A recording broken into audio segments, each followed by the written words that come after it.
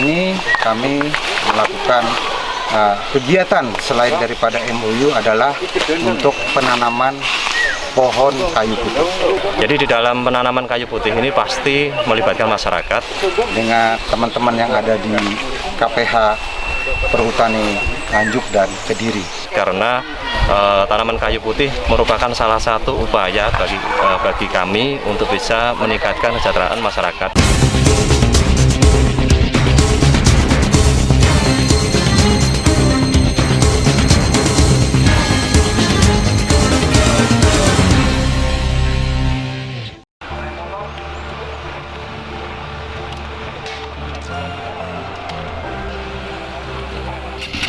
Berangkat dari kantor Perhutani Nganjuk, Kepala Kejaksaan Negeri Nganjuk Firmansyah Subhan bersama dengan para kepala seksi, Administratur Perhutani KPH Kediri Mustopo, dan Administratur Perhutani KPH Nganjuk Bambang Cahyo Purnomo beserta jajarannya ngetrail bareng untuk memasyarakatkan olahraga dan mengolahragakan masyarakat.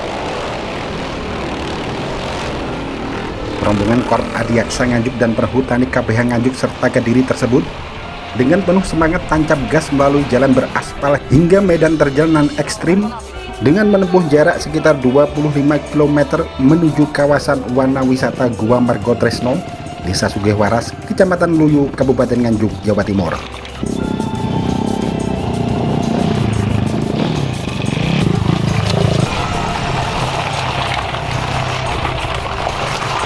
Di lokasi Wana Wisata yang menjadi salah satu ikon bumi Anjuk Ladang tersebut, dilakukan pertemuan sekaligus doa bersama sebelum akhirnya dilakukan penanaman pohon kayu putih secara simbolis oleh Kepala Kejaksaan Negeri Nganjuk Firmansyah Subhan dan Administratur Perhutani Kediri Mustopo serta Administratur Perhutani KPH Nganjuk Bambang Cahyo Purnomo.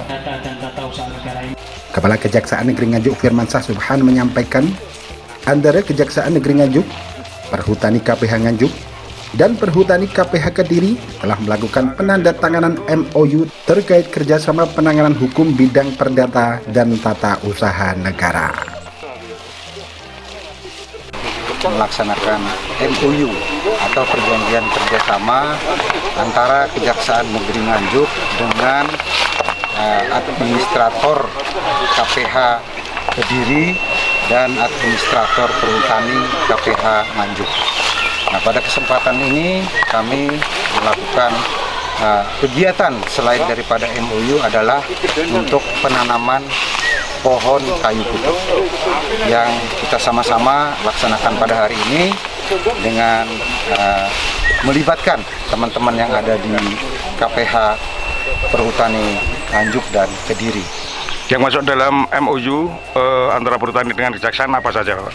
Pertama adalah kita melakukan perjanjian atau MOU terkait dengan bidang perdata dan tata usaha negara, yang mana perdata adalah kegiatan yang sifatnya keperdataan, apakah itu sifatnya LO atau legal opinion kita lakukan, kemudian tata usaha negara yang terkait gugatan tata usaha negara yang dilakukan oleh kelompok masyarakat atau organisasi masyarakat terhadap teman-teman yang ada di Perhutani KPH Kediri dan Nganjuk yang semisal digugat keperdataan oleh kelompok atau pihak-pihak lain, maka kami selaku pengacara negara akan melakukan pendampingan.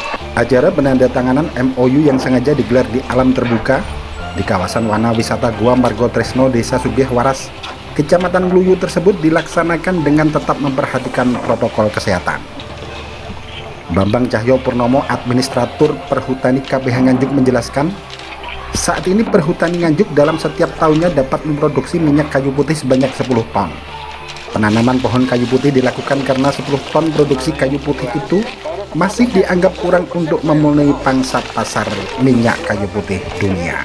Jadi begini, Perhutani KPH Nganjuk khususnya memiliki usaha tanaman kayu putih dengan keluasan sekitar 1.700 hektar, di mana pohon kayu putih ini kita ambil daunnya untuk kita lakukan penyulingan untuk bisa mendapatkan hasil berupa minyak kayu putih. Dan kedepannya di KPA Nganjuk akan dikembangkan kurang lebihnya sekitar 350 dengan harapan luas efektif yang bisa dipanen atau dibungut daunnya sekitar 2000 hektar di dalam setiap tahunnya. Peluang bisnisnya seperti apa? Permintaan minyak kayu putih saat ini baik di Indonesia ataupun di dunia ini sangat-sangat besar. Sedangkan Indonesia sendiri masih kecil di dalam pemenuhan suplai minyak kayu putih di dunia, sehingga memang sangat-sangat memungkinkan sebagai bisnis perhutani untuk bisa terus mengembangkan tanaman kayu putih. Kalau dari KPA Nganjuk sendiri bisa menghasilkan berapa liter atau mungkin berapa ton gitu, Pak? Dalam 1 tahun kurang lebihnya KPA Nganjuk bisa menghasilkan 1.500 ton daun kayu putih dengan minyak kurang lebihnya sekitar 10 ton. Untuk ke depan apa ada pelibatan masyarakat terkait minyak kayu putih?